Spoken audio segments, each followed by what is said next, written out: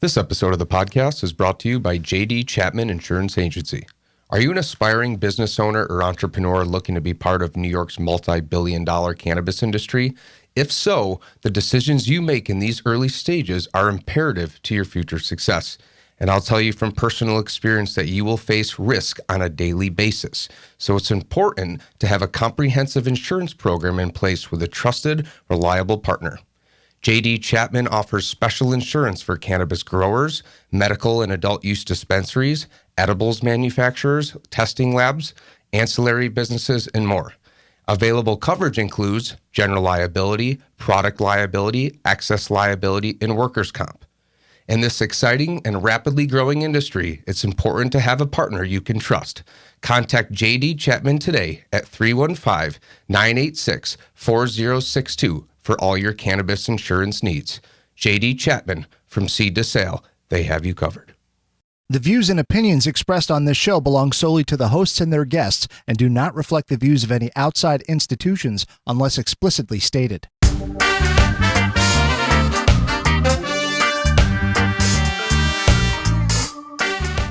What's up, everyone? My name is Steve Vanderwall, and I'm the host of Cannabis Cum Laude, a podcast devoted entirely to cannabis. This podcast will cover a full spectrum of topics, including cultivation, business, medicine, politics, culture, advocacy, and everything in between. Because let's face it, the cannabis industry is very complicated. It's robust, and it has a ton of moving parts. So it's going to be my job to help you understand it a little bit better. So tune in every week for a brand new episode. And if you enjoy this podcast, please subscribe, rate, and review the show. And if you really, really, really like the show and are interested in sponsoring, please shoot me an email at logistics@cannabiscumlaude.com. Now enjoy the show.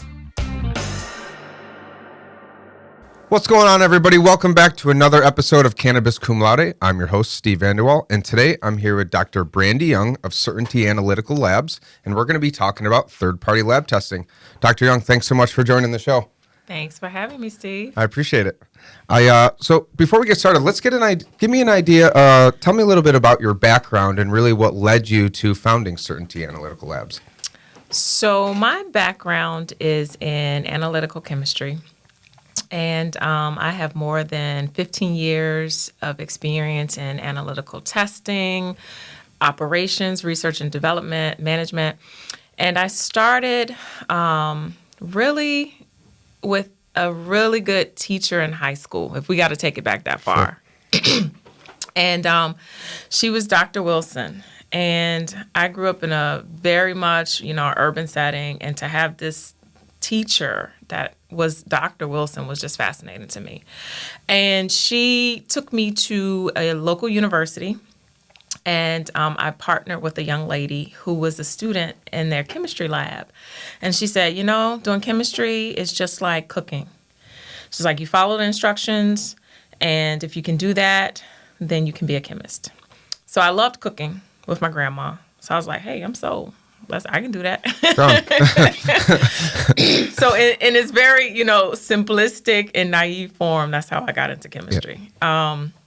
But I did my undergraduate study at Hampton University, one of the nation's oldest HBCUs, and later worked in the pharmaceutical industry to get some experience. And then from there, I went to graduate school. And I learned about this thing called mass spectrometry while I was working. And it was like, that's the future, of science. If you go on to grad school, you need to study mass spec. Excuse me. So I found a program, and unbeknownst to me, I was at Purdue University, and Purdue, their chemistry department is what is known as a mass spec school. Just dumb luck, right? So I connected with a gentleman who was my mentor, a guy by the name of Professor Graham Cooks. Again, dumb luck, he's like one of the pioneers in the field. Right? Wow. And I was able to get a seat at the table. So anyway, to make a long story short, much of my interest started in chemistry. and getting great opportunities as an analytical chemist and to really set a good foundation. So cannabis comes along because, this is an opportunity for me to take my deep expertise in a field and marry it with this need in cannabis. So, my interest and curiosity has always been in science. And what I've loved about cannabis is that it just brings people from all walks of life. I don't care age, socioeconomic status, race, gender, it's like really a bridge builder. And I've, again, been fortunate to be able to do what I am good at, but in this space.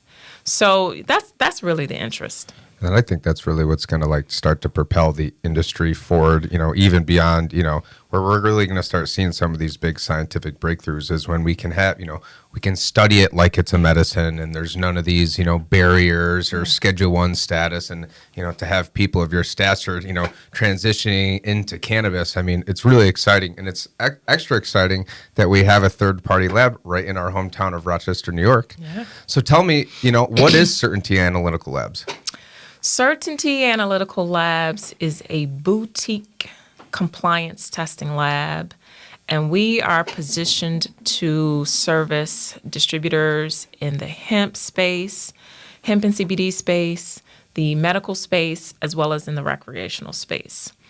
Our ultimate value proposition that we like to say is that we mitigate risk, streamline market entry, and provide those safeguards so that our distributors can quickly get their products into the marketplace. So we like to think of ourselves as a boutique shop, and we like to think of ourselves as being on the cutting edge in terms of the newest science, the newest operations, and the newest ways of supporting our distributors in the space. Yeah, and most people in this space right now, myself or including, are looking at all these different supply chain licenses, whether it's cultivation, manufacturing, extraction, whatever. Mm-hmm. But what all these licenses have in common, at least from a producer level, is that all these products have to go through the third-party lab for potency, for microbials, all that. It's arguably the most important part of the supply chain, right? Because legally in a compliant market, if you're operating, under a license, your products can't leave your facility until they've been third-party tested. Absolutely. And you can't sell them as a dispensary until you have those results. So It really is super important. And I know that, there's probably only going to be a small percentage of labs compared to how many other licenses are given out. Sure. So I hope people, realize how lucky we are to have something like that right in our hometown. Yeah. I want to back up a little bit. We were talking about mass spectrometry. Mm-hmm. What exactly is that? I don't really know much about it. I'm kind of a dummy when it comes to science. Can you give me a little bit of breakdown on what mass spec is? It is, in its simplest form, a very fancy scale. But it's a scale where we measure things, weigh things rather, at the atomic level. So, and with that tool, we have unparalleled selectivity, sensitivity, and what that allows us to do is to, with very good certainty, distinguish one molecule from another. So, and that's what we want, ultimately, as an analytical chemist, we're charged with answering really two questions, or rather three. What is it? Like, what are you measuring? How much of it is there, and where is it located? And the mass spec is a tool that, unlike other tools, could, in a very, very exact and precise way, answer all three of those questions. Wow. Yeah. Now, I'm assuming that, in terms of an average Joe like me, I can't just go start a lab, mm-hmm. right? I could start a garden or a little manufacturing or a factory or a dispensary even, but I can't just start a third-party lab, I don't think. In terms of costs, personnel, infrastructure, and equipment, what does it take to start a lab like this? I would say, a lot. Yeah. A lot to begin with. capital costs are high, right? You need capital equipment, right? You need the equipment to start the lab. The one thing that's unique about the cannabis industry, or the lab testing aspect of the cannabis industry compared to other industries, is that there's no other industry that I can think of where your analysts are required to deliver tests across various platforms, including the mass spec, as well as handle so many diverse types of products. So that in doing that requires a lot of expertise. It would be very difficult to get an inexperienced person to come in and start up a lab. So expertise is Totally. one. Yeah. So you do need someone with either the credentialing or the tenure, right? Then the cost, the equipment, MSRP rates, you're looking at, $1.5 to $2 million to start up just capital equipment, right? Wow. That coupled with the fact that you're getting experienced science professionals, right? That's not cheap. That's not cheap. That's not cheap. And then you need a team, a team of people. Typically the scientists like myself, we're not the business people. So we need, people that have that type of expertise. And yeah. So at its very base, it's going to be that knowledge, as well as, the equipment. And I think that is probably why there is a dearth of, labs in this space. Because to put up front, it's just those experienced professionals that have the bandwidth, that want to do it. Yeah, that want it, that want to take the risk and do it, and that have the experience to see it through. Because I'm sure there's a lot of, chemists and other, scientists that are probably working in pharma or energy that, could see cannabis as an opportunity, but it is a risky space. It is.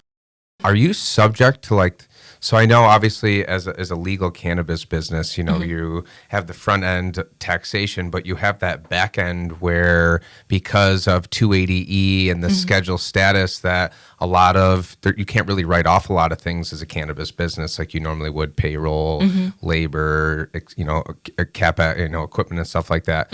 Are third-party labs subject to those same financial and tax burdens as a regular licensed business? So as far as I know, the 280E rule is like a federal statute, right? And the lab is not subject to that. So those goods and services that you would normally write off, the lab could potentially write it off. So that is helpful. So in New York State, however, we are currently going through the draft regulations for laboratories.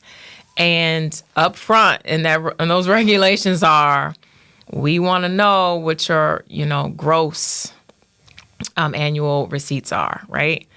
And, we want to know because we want to tax you based on that. And, well, at least that is the assumption. Yeah. So I don't know what's going to happen,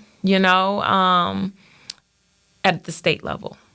But at the federal level, we typically can take advantage of all of those tax breaks. Now, are there grants available for one thing that I'm a little frustrated with about the state?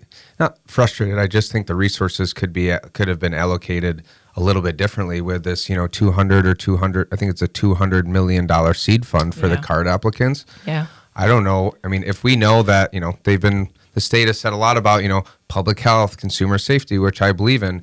Why isn't any of this money getting allocated towards propping up some of these labs around the state? I mean, maybe it is, but to my knowledge, it was going to the dispensaries. Yeah. Do you know of any state funding that's being allocated towards this labs?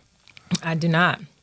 And it's a question I have, also it's, I think the approach to supporting persons that have been harmfully affected by the drug laws, the impetus there is great, right? But to build an industry and to develop a foundation for this overall ecosystem it appears to me, from my perspective, that, the labs are sort of centered there.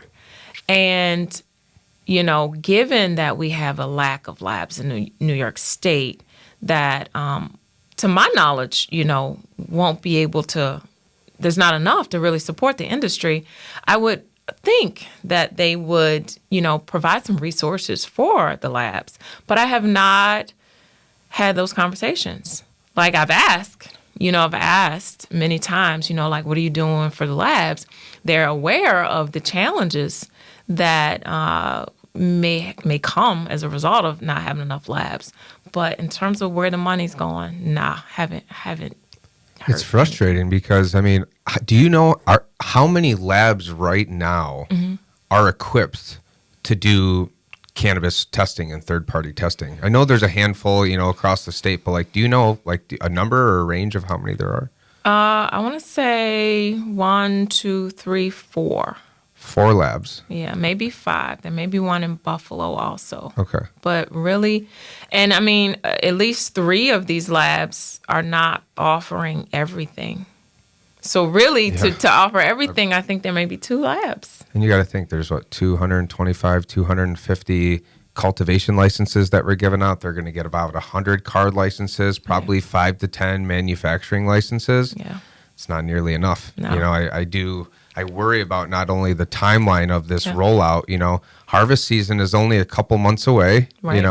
And manufacturing licenses still aren't out. The Right. applications aren't even out yet. So not only, let's pretend that they do miraculously, be able to, get 100 card dispensaries propped up, have enough product. Yeah. It's all got to get tested. Right. And I do worry that, come October, November, when it's time for the green light, that we're going to be, the farmers are going to be sitting here with all these products. Right. The dispensaries are going to be sitting here with all these empty shelves. Yeah. And the labs are just going to be getting killed on a daily basis.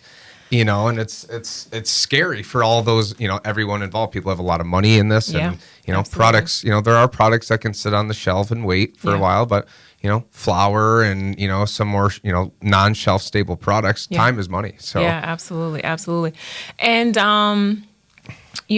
we are positioning ourselves as a lab to be ready to provide all of those services before the year is out. Currently, we have in the marketplace a test for potency. But what we are saying to people that we call is we can help you. We'll get your stuff tested. We'll work with you. So if we can't do it, then we'll work with our vendors that we know well at no cost to you. We just want to work with you, establish a relationship, and build from there. It's got to be pretty cool, getting, so it's not like you just get a piece of flour, a gummy, or a chocolate, or a syrup, and you throw it in a machine and put it in the machine, and it spits out a result. There has to be, everything is comprised of different ingredients, and how do you possibly test? Do you have to create a certain process for each product? How does that work? Yeah, absolutely. There is a process that most clinical labs, environmental, toxicology, chemistry labs, we use this called a laboratory developed test.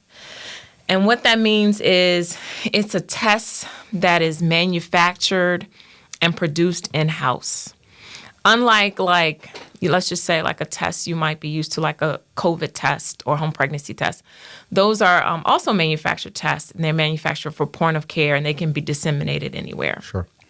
So we go through that same process as a lab to develop this test in-house. And we get to decide within some constraints how to design that test, how to determine its figures of merit, which is an important term in the lab, as well as, what the ultimate outcomes should be. So at the start of that process is, one, choose the equipment. What is going to be the best analytical instrument that will deliver on whatever answer, to your question is. That's the first step. The second step is design a process to prepare the sample so that it can actually go into that instrument. And then finally, what are the figures of merit?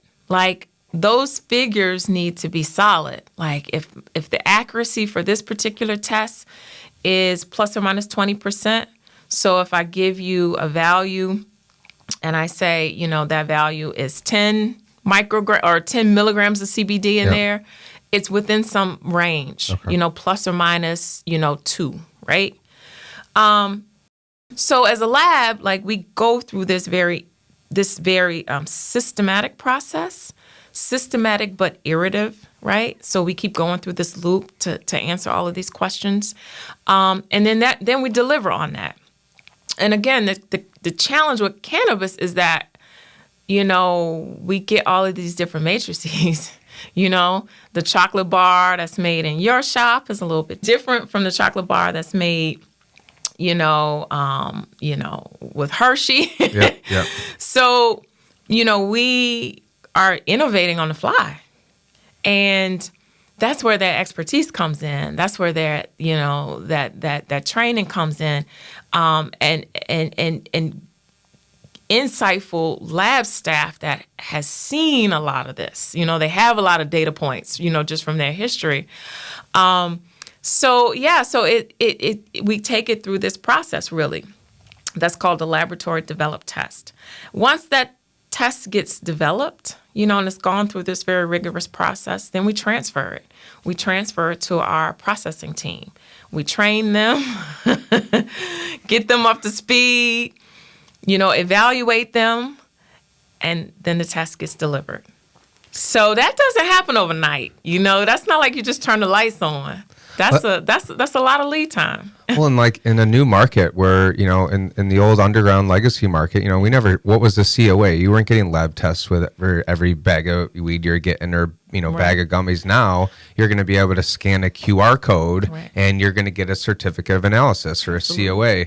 And your lab is the type of facility that produces a certificate of analysis, correct? Absolutely, yep. So let's say that I'm a producer and I submit a, you know, sample of flour. What is the process, or what does that sample kind of from start to finish? I'm sure we could probably have a 2-hour detailed conversation about it, but from a bird's eye perspective, what is the process that flour has to go to where you get ultimately that certificate of analysis with the THC and all the cannabinoids and terpene testing if that's available? What does that process look like? Well, I guess, you know, in short, if I had to just lay it out for you, you get some flour, you grind it up, you pump it into a solvent into it, you extract it, you take that extract and you run it, right? So on the surface, that seems very simple, and it is. It's not tough. But the challenge is in all of the regulatory work that goes behind the scenes to make sure that the result that got reported to you is correct. And when I say it's correct, I mean from the time that sample enters into the lab until that COA gets reported, there are so many checks. So the first check is accessioning it, right, the sample. So you imagine you're in a situation where you get a lot of samples in the lab. Everything has to be standardized, right? It has to have a unique identifier. That unique identifier needs to go from that bag into my computer system, my LIMS system, and get locked down. And then from there, get, you know, distributed and put into the hands of other people that we have to trust in the lab that they can follow through in this process. So now they have it, right? It's properly accessioned. But to be honest with you, when you have a lot of samples, you know, you got a lot of stuff going on in the lab, even that can be a challenge. Yep. So we're very happy about, actually, we're quite happy about the OCM working to fix that piece with samplers and sort of limiting the opportunity for error there. It may seem like a burden for the distributor, but ultimately it'll be a good thing in the long run. Yep. Yeah. So that's the first piece. Then it gets into the hands of your technical team. Imagine, again, you got a lot of samples in the lab. You know, those samples need to be weighed, accurately weighed. That's the first point where things can go wrong, you know, because their weight is tied to the amount of cannabinoids in your sample. So we weigh, and then we, from there, extract. And we got to keep very good and tight control on how that weight is done, as well as how the extraction is performed. Honestly, that's the simple part. But the hard part ends up being the checking that we're doing throughout the process, right? So we have reference materials that we're going to use as our ruler, right? Just imagine a ruler, right? But that ruler has gone through so many quality checks before I even use it. Right. That's the work. So now I'm using my ruler to measure the cannabinoids in your flour. That's the easy part. We can do that test in 20 minutes, and I can report out to you. But again, and I keep emphasizing that, by the time we've checked and made sure that the sample is accessioned correctly, we've checked maybe 5 underlayer checks to make sure our ruler is correct. We have processed your sample, gotten your data. That data has been through at least 3 different people to make sure those numbers are correct. Finally, we generate a C of A, and then it goes to you. But it is so many quality checks built in just to make sure. And we have to do it that way. Our regulators require that we do it that way. New York State requires that we do it that way. So honestly, if you just gave me some flour, I could just shake it up and I could have a test for you in like 10 minutes. But that's not. It's not the standard. No, it's not the standard. Well, it's important too because not only from like a consumer safety perspective, you can see what's actually in your product, but these COAs are now driving the value of the product. Which this market is really, at least locally, is kind of segmented into 2 markets. There's like kind of the low quality, mass produced, $800 a pound and below stuff. And then there's this super high quality, terpene rich, cannabinoid rich, hand trimmed, all the stuff that's, the $2,500 to $3,000 a pound. And in the legal market, what's going to really determine that price is going to be what comes off that COA. If it has, 30% THC, 3% terpenes, passes all the microbial tests and all that, that's gonna do really well economically compared to something that's devoid of terpenes or has 1% or was dried in a hot environment and has low cannabis. We're gonna actually be able to take this metric or these metrics and be able to assign a value to the product, which is very important. Yeah. But it's complicated. It's not just send the test in, throw it in a machine, and it spits out a test 5 minutes later. It's much more complicated. It's much more involved. Absolutely. Now, you said that this, some of these things put in place by the regulators may seem like a burden, but they actually are beneficial in the long run. Yeah. You've had a chance to look at the new lab testing regulations, which are they still in draft or have they been finalized? They're still in draft. I think up until the 20th of this month, we have until to give comment. Okay. Yep. Going through them right now, what are some points that you're really excited about or that you're looking forward to? And what are some, regulations that in place that maybe you see as kind of a burden or that you'd like to see changed in the future? As a lab, I'll start by saying this.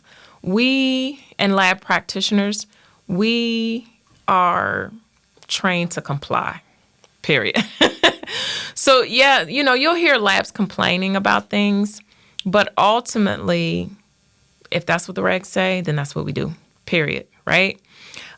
So everything that I've seen there so far has been consistent with what I would expect. Okay. So, you have to do proficiency testing, We take it even further. We like to harmonize against other labs. Proficiency testing is like you have a provider, and this provider sends out products to all of the labs in the country. And that provider knows the level of cannabinoids, terpenes, heavy metals, whatever in that product. They know with great certainty. So they send it out, they manufacture, send it out to all the labs, and then the labs report back. So the labs get a pass or fail, right? The OCM says you need to do proficiency testing. Cool, I expect that. We take it further. We do lab harmonization testing, as in we check with other providers out of the state of New York as well as within New York to see how close we are, because we may have situations where we need to send things out because we can't necessarily do the test. Yep. I expect that. They want us to, let me think of some other things, have the qualifications and the training, right? They put that in there, Yep. right? If you don't have the qualifications, then you at least need to have the tenure, okay? Again, things I expect. What I think is strange a little bit is this whole thing about gross annual receipts, and we're going to tax you based on that. And it's like, okay. That's the hard piece. That's not anything to do with the lab. That's more so about the business, right? It's already a business where the margins are tight, right? Things have to work. All the balls have to collide to make money. I think people think you just make money. You just making money on top of money. It doesn't work like that. No. It's a volume business too. It is. It's a volume business. So, to be taxed and watched in that way is a little scary and concerning. And I would like a little bit more clarity there. Because ultimately, we know the state wants to get their money, but ultimately the cost just is going to get put back on the distributor, right? So those things, that's to me, just from remembering, are the things that I think are concerning. I'm sure there's some other things, but for the most part, when I read it, it's what I expected. It's one of those things where, I think one of one of two or three primary goals of legalization is to curb the illicit market, make products safe, and create a robust legal market. Yeah. And in order to do that, you have to be competitive with the legacy market, which is already thriving. And a lot of that comes down to, can you create a product that is of high quality and safe, but is cost effective? Right. We know that customers or consumers will generally pay, 10 to 15% above legacy market price because for peace of mind. Yeah. Right. But when you had, from the cultivation, you have a tax there, and then it goes to the lab, and they're taxing them, so prices are going up, and then distributors are going up, and all of that stuff is ultimately going to get passed on to the consumer, which is going to further that divide and make it damn near impossible for us to compete with the legacy market. Yeah. On top of, it already, not a lot of legacy people have been let in yet. Right. So I do think it's strange that, in the midst of all the other things that they could possibly doing to support the lab system, going after gross receipts right off the bat is kind of strange, but I'm not surprised. Me either. And, it's hard for me to look at our regulators and not think that they're doing what they're doing something other than what they say or that they're charged with doing. And that is to protect, the public. So when they have these regulatory constraints, in my mind, I'm always thinking, okay, it's to protect the consumer. And I move forward with that. So, there'll always be something that doesn't comport. I wish they would bring us to the table. Maybe they are bringing other laboratories to the table. I haven't been included in that. That's, for me, a serious, problem. But if they, my perspective, again, if they just centered around the lab, centered around the processing facilities, centered around those things that are at the base of the industry, then that would be helpful for everyone, right? Because there's a whole education piece that has to happen. The way this industry is evolving is so different. As a laboratory scientist, I typically interface with physicians or other science professionals. We have a baseline for how we communicate. I love that I get to talk science with, people that otherwise don't have that exposure. But that there are some challenges there, right? And there's a learning curve. So like center it there so everybody can sort of grow and evolve at the same, place, from the same place. But, they've been charged with a lot. I think they've done well. They've done very, very well in a little bit of time that they've started. They've moved at lightning speed, which is amazing. I'm sure they're going to misstep. Yeah. I just hope that they'll listen. They'll listen. Yeah. I've done my fair share of rock kicking at the OCM, especially over the last couple months. But the reality, unless you're like immersed in the underground market and you've been doing it and you're a grower or you're a distributor or whatever, it's hard to make laws around an industry that you've never necessarily participated in. Yeah. For the most part, if you've been in politics or government, have really been prevented and ousted from using. Absolutely. So it's almost like it would be like me trying to create regulations for a testing facility. I don't know anything about lab testing, really. Right. Yeah. And, you layer that on top of creating an entire new regulatory agency in a very controversial industry with a lot of, it's tough. That's tough. It's tough. So for all the rock kicking that I do with them, I do understand. I do think there are some good people at the agency trying to, roll this out. But it's got to be a tough job. Holy cow. And you make a great point because they have always been centered in this is illegal. This is illicit. Now we got to completely shift our perspective to say, let's open this up for everybody to make money off of. Like, that's got to be a hard shift. Yeah. And it's, you got to imagine that they have processes in place that are just counter to that. And they're probably not even aware of it, So as much as we give them a hard time, they've done a good job. They're doing a good job.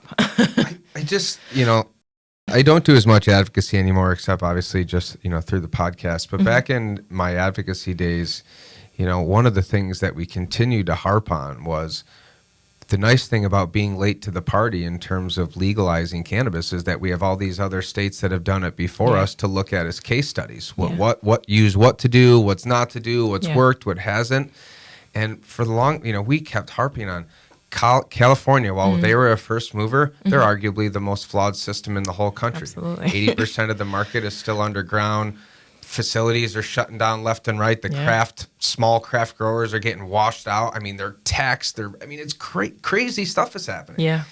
And it's like, even as much as you tell them and you provide facts and case studies and real proof, it seems like these patterns are still being followed with egregious overregulation, egregious taxes. And it's like, you feel kind of helpless at the end of the day because even with kind of facts and proof and we had lawyers and economists and people, I testified at the joint budget hearing on taxes and was just, here's the data, handed every one of the members of the board on the Senate Finance Committee and Ways and Means Committee, here's the data that says if you do it this way, it will fail. Yeah. And while there have been some changes, I don't think they've been drastic enough, which is frustrating because I had high hopes that this New York State was going to roll out the best program in the country. Yeah. I still think it could happen. I think it's going to need some amending over time. But I'm curious. I'm excited, a little concerned at the same time. But bringing in a brand new industry like this is just no easy task. So it's cool to be on the cutting edge. I feel like I'm, living in the 90s when the internet first came around. Absolutely. Absolutely. Cool. I feel that way as well. And, to just talk about California, I just saw last week that they had to rewrite all of their testing. And they said they just published their draft guidelines, not even draft, their guidelines. Every lab that is doing potency has to do it this way. Use this equipment, use this process. This is how it's going to be done. And now all the labs have to shift. Yep. But you're absolutely right. Some big labs have closed down just last month. And you have to you wonder why, At one of the OCM meetings, Chris Alexander said, we are worried about lab shopping. And that's one of the conundrums for laboratories, right? There's this thing called lab shopping. So as a distributor, you get a lab test and you're not happy with it, you go to another lab, right? And you shop around till you find a result that you want. And there has been some history of some unscrupulous actors, right? Just sort of farming out COAs. Sure. But for the most part, if you are doing this legitimately and you have invested the time and the energy and went through all of this process, like you're not going to risk that and just, create COAs for people, right?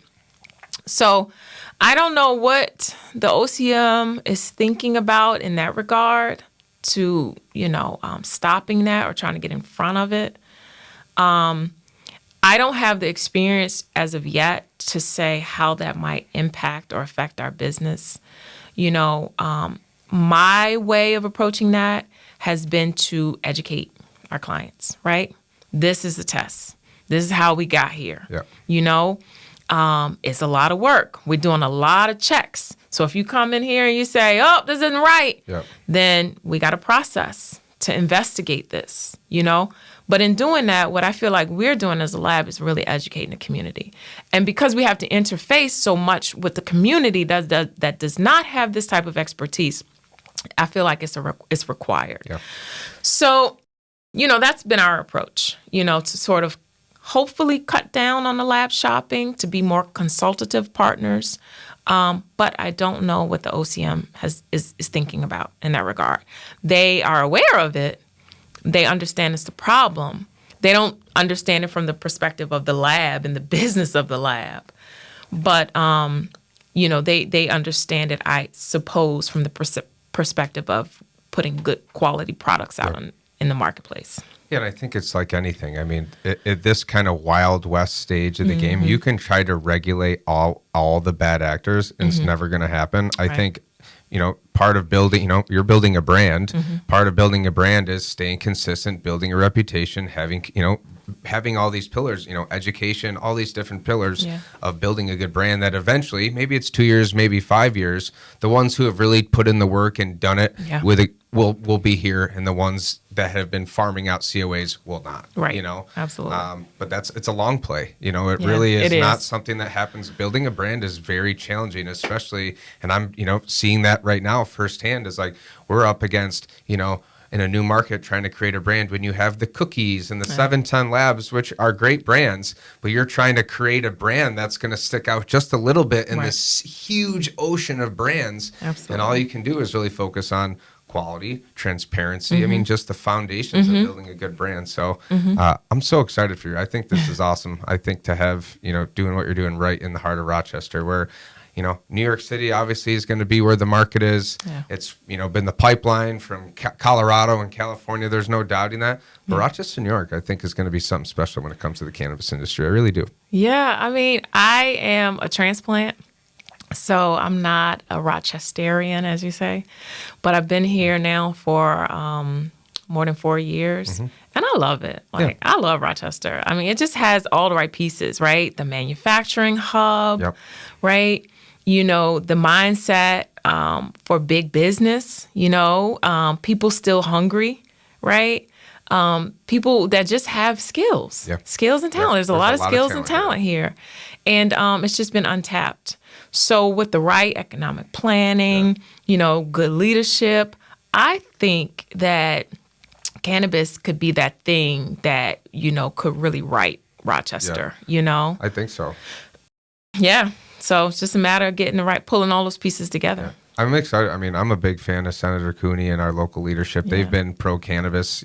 He's been pro-cannabis before he was in office. Yeah. City council strong, the mayor strong. So I can't really, and I know Buffalo has a lot of, good cannabis-focused leadership too, but it does make it easier when, the lever pullers are on your side, Absolutely. And they have been so open. I mean, in my former life, I've never would have really interacted with city officials or government officials. But, when it comes to this cannabis stuff, they really are curious and they want to get it right. And they're accessible. And they're very accessible. So it's just an amazing thing. I love the community feeling here in Rochester. Again, they all the pieces are here. Yeah. Yep. And it's cool to even see, like, somebody as high in demand right now as Chris Alexander, who that guy's phone probably never stops ringing, or Tremaine Wright's phone, to be showing up these events and talking all the time. I mean, they are interested. I mean, we're all interested. We're all kind of building the plane while we're flying it. But I'm excited. I think it's going to be an interesting next couple of years, and I'm excited for you. Thank you. I'm excited. I'm excited to get to know people in this space, to learn. I'm learning a lot about cannabis. I don't have a lot of experience with the product, as they would say, but I'm loving learning, like, from people that I'm meeting, making connections, building friendships, building business partnerships. We really enjoy that. Good. And this opportunity, again, to marry that science, those things that we do very well, with this budding industry is just exciting for us. Yep. We're on the frontier.